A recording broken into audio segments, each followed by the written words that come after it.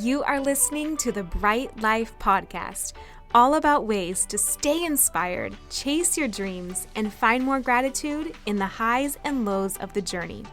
I'm your host, Jessica Johnson. I'm a business owner, a part-time digital nomad, a self-growth junkie, a believer in other big-hearted women, and am all about sharing tips, tricks, lessons learned, and encouragement so we can all live our biggest, brightest lives. You ready? Let's do this. Hello, friend. I'm so excited to share this topic with you today. If you have something that you have been waiting to do and thinking about, but you're scared or you don't know how you'll get started, or you keep fast tracking to the worst case scenario, or you don't know how you're going to figure it out, this episode is for you. I want to light a fire under your booty and tell you to get out there today and to give you some really solid evidence for why now is the time. Now is always the time, but especially right now. And if you've been thinking about something, you've got to just get out there and go for it.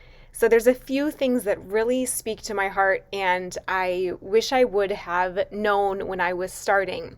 And so I hope that these offer perspective to you, because I remember when I was thinking of starting my businesses, I was so scared of so many things. I was scared of leaving corporate America. I felt like I would lose all my money instantly, or that was my worst fear. I was afraid I would have to go back. I was afraid of what people thought. And for me, I feel like my brain just fast-tracked to all these things happening all at once. And in reality, even when some of the worst fears did happen, there was so much I learned that I wish I could have just told myself back in that time. So that's what I'm telling you in case you are in this position. The first thing to remember is things never fall apart overnight or as quickly as you think they will. So for example, with the fear for me of losing my savings, so I had some money saved up because I was being intentional about knowing I was thinking of leaving corporate and thinking of going out on my own and starting my business from scratch. And I had some savings to help me do that and to support me as I started to get my first clients and build my business. And I just remember, because I was burning the boats and leaving corporate America, and that would be the only money that I could live on, that and my business, I was so afraid that I was going to lose all my money instantly. And what I would have told myself then is two things. Well, one, you don't necessarily have to go burn all the boats and leave your steady thing right away. You can absolutely do both for a period of time, and it might be harder in many ways, but you'll also have that money coming in, and so you won't get into that scarcity mode. So that's the first thing, is don't feel pressured into doing an either or kind of decision. You can absolutely build both and use what you're doing now, even if you know you want to get out of it. Use it as a fund for your dream, and look at it even with that perspective if it helps. You may not love it, but is it funding your dream? Is it giving you all the resources you need to build a website and go out there and get clients and see if you even like this thing that you want to build? Absolutely. And so then it could be worth it. But the second thing I would have told myself is it doesn't all fall apart overnight. And so I did not have to worry about my savings just vanishing into thin air. It happens you will spend the money and the resources so slowly, and you'll be able to iterate, and you'll be able to see the trend line of what's happening week to week and month to month. It's you're not going to make this massive leap and then have no money tomorrow. So if you start to feel anxious about that, you're resourceful. You can figure it out. You can go and get a side hustle. You can do some copywriting on the side like I did. You can find a million ways to get the extra cash that you need to keep your dream going. And so I think just removing that fear that whatever you're afraid of is going to happen suddenly, and much more often it's just this slow burn of you start to realize, oh, okay, this isn't happening as fast as I thought in terms of getting clients. What else can I do to accelerate that? Or what can I do to supplement it? So just kind of removing that fear that it's the black and white, all or nothing, in terms of you need to do one thing and nothing else. That's not necessarily true. So question that. You can definitely build over time. And then the black and white feeling of it's all going to fall apart at once, when that's never usually how things happen. So just knowing that you'll be able to see what's happening and to react, and you'll have a million ways that you can be creative and make it happen. So I hope that that's kind of helpful and reassuring to you, is like, when it took me longer than I expected to get clients, like I said, I could supplement with copywriting. I could make another offer. I could be more aggressive with going out and really putting myself out there in front of people. So there were so many ways to like get creative and make things work. It wasn't like this all or nothing thing of either I'm going to kill it and live happily ever after, or I'm going to, just go into despair and have nothing for the rest of my life. It's not like that at all. I think another important thing to remember is you can figure it out no matter what happens. So I've mentioned this before in this podcast, but for me, in many ways, my worst fears did come through. Like I did go into debt for my business. I just felt like at a certain point, I was so far in and I was so passionate about building it that I had to put things on credit cards, or I chose to, right? And that really scared me and crippled me for a while, because I had so much association with that in terms of like the shame of taking on debt and stuff. But here's the thing, I got out of that. I got out of that on my own, and I did it many times over. Like once I did start figuring out what worked in business, I got out of that debt so quickly. And so just kind of trusting yourself. Like now in hindsight, I look back and I beam with pride for that girl that believed in herself enough to say, this is scary to me, but I'm going to take this on because I believe I can figure this out, and I believe I can get myself out of this, and I believe this is an investment in what I want to create in my future. So I'm not trying to give financial advice. I'm definitely not advocating debt or anything, but I am advocating trusting yourself and knowing that whatever choice feels right for you now with the information that you have, that is going to be the right choice for you, and you will figure it out no matter what happens. That's the truth.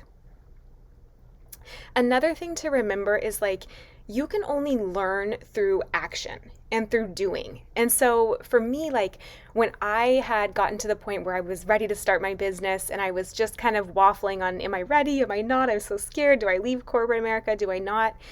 I had a million business plans. I had a million ways that I'd mapped out how I was going to get clients and what I was going to charge and what my offers would be and what the copy would be and how the website would look. And I had business cards and a logo and all this stuff. But the truth is, it wasn't until I got into it that I was able to figure out what I liked and what I didn't when it came to serving clients, and what felt good charging and what really did not feel good charging. And I had to build up my confidence in even saying, this is what I do now, and this is what I offer in the world. And there was just so much of it that I could not have learned without just doing it and without just trying. And I know it's so intimidating. I know the social media makes it feel like everyone on the internet can dump on your ideas or can give immediate feedback to what you're putting out there, and that can be so intimidating. But you're at least showing up out there. You're at least putting your voice out there and getting that feedback to find out for yourself what does feel good and what doesn't. And by the way, all of that is valuable. It's even like with dating, where if you go on dates that aren't right, it tells you what is, it informs that. And so business is the same way, where it's not a failure if something doesn't work, or if you try something and you realize that's not for you. That's literally the process. That's you doing the damn thing, right? So kind of just reframing that. And remember Sarah Blakely, who is the founder of Spanx, and I've mentioned her before, but I love this. Her dad at the dinner table used to ask her, how did you fail today? And so for her, it became this lesson of, it's not the failing that's the disappointment. It's the not having anything to come home and say you tried and you put your heart out there and you learned and something didn't work and you survived. So the same thing can be true for you, of just make the pride that you feel about the fact that you showed up and you put yourself out there and you tried something new and you got information then about what you want to do or not in the world. All right. And the kind of a similar thread to that, but there is just, you have so much to learn and try and pivot and change from where you will start, that if you don't start now, you will have to still go through all of that stuff 3 years from now, or 5 years from now, or 10 years from now, or 50 years from now. Whenever you finally get up the nerve to go for that thing, you still have to go through those stages of pivoting and of learning what works and learning what doesn't, and like building yourself up and getting the mindset of an entrepreneur and being okay with rejection and feedback. And in finances, and not to mention even just the tactical things of running a business, like accounting and invoicing and your team and your clients and like all that stuff, you will have to learn that at some point. So what I didn't realize is just, wow, there's really a gap that you kind of have to go through to understand all that and to build up your ability in all those areas that, like, don't you want to start that now? Like, if you're going to have to go through it either way, do you want to still be going through those first 5 years of that stuff in 10 years? Like, just start now, because you'll start to grasp all that stuff. And then 3 years from now, you're going to have gone through it and you're going to be so much further than if you'd waited until 3 years to figure that stuff out. Another thing, I was reading this last night, but it was just about how all the platforms change, and they kind of go through these cycles of, being the new thing like TikTok is right now, and then becoming oversaturated, and you kind of have your influencers that really do the early adoption and grow these huge followings, and then eventually the platforms just get too filled with ads, and it's like everyone's on there and people get bored and go to the next thing. And so that was another thing, I've seen that with blogging, with, even Instagram feels like it's kind of going through that phase, or Facebook, depending on which platform you use. But I certainly feel like for me, I'm not as keen on using Facebook as I used to 10 years ago. So that's another thing, is like, if you can just do this now, like, the platforms that are out there now, right? And so if you wait 5 more years, all that's going to be different. You're going to have to learn all the platforms all over again, the new ones. And so it's almost like, just go now with what you know and what you're thinking of and dreaming of, because it's all going to change in 5 years. And do you really want to be diving in then, after you've spent 5 years preparing to go live with your first Instagram post, and Instagram may not even be a thing? So all of those, I know it can feel like a little bit of urgency and pressure around go, go, go. But I also want you to feel that, because you, for all we know, you only get one run at this life as you're experiencing it. And so now is the time. Like, what else is there? Like, go after your dreams. As Mary Oliver says, tell me, like, what is it you plan to do with your one wild and precious life? And I would even change that to, instead of what is it you plan to do, what can you do today? What can you start? What can you begin? And there's so many episodes on this podcast, even my first one, about how to just get out there and begin something, because I was so nervous for this podcast. And so all that was swirling in my mind was like, how do you just start something that's intimidating? So go and listen to those. But whatever you do, just know that, like, now is your time. Like, say yes before you're ready, because you're never ever going to feel 100% ready. And if you do, it's too late. You might not even be that enthusiastic about whatever it is now, because you've already cycled through all the emotions around it, right? So whatever your dream is, it's there for a reason. You have a unique way of delivering it that no one else in this world has or can. Even if 1,000,000 other people have done it, no one's done it the way that you will. And there's some people that will only hear it from you. You can even think about that with your own teachings, where someone could tell you how to invest or how to eat healthy, and you don't hear it until this one person comes along and it clicks, and you like their style and you get their energy and you trust them. And that's the way it is for whatever you want to put out in the world. There's some people out there who haven't gotten it yet because you have not said it to them in your way. And so I really just hope that whatever it is, like, get out there, even in a little way today, because that's where you're going to learn what works, what doesn't, what you like, what you don't. You're going to get your next idea, even if it's all a failure, you get your next idea out of that failure. And you're going to learn how to iterate. You're going to learn that nothing falls apart overnight, that you can trust yourself, that you can figure anything out.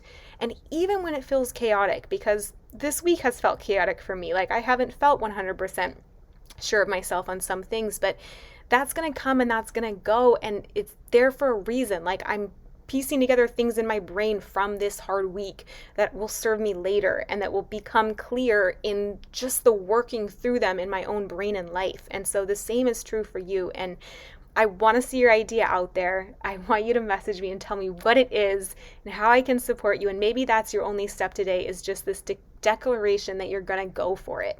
And you'll be amazed what can shift just from that. I even have a student in one of my programs, and as soon as she signed up, she said 5 different clients or something like that came to her. And I truly believe it's because she had put out there, I'm going for this. I'm calling my shot. This is my thing. And all the things in her life started shifting to match that. And the same can be true for you. So I love you. I'm so grateful you're here. I really believe in you. And I really want whatever you have in your heart to put out in the world. I want to see it. I want to use it. I want to cheer for it and cheer for you. Have a great rest of your week. I recently created a free bonus for listeners that I'm super pumped about. It's a 7-day workbook to create your biggest, brightest life, full of exercises I use to bring my dreams to life, work through fears, and take inspired action. You can download it for free at bit.ly/podcast bonus, just as a thank you for listening. If you love this podcast, it would mean so much to me if you leave a review or share it with a friend. That helps so much with discoverability so others can find it too. Thank you so much for listening in. I'll talk to you next Thursday.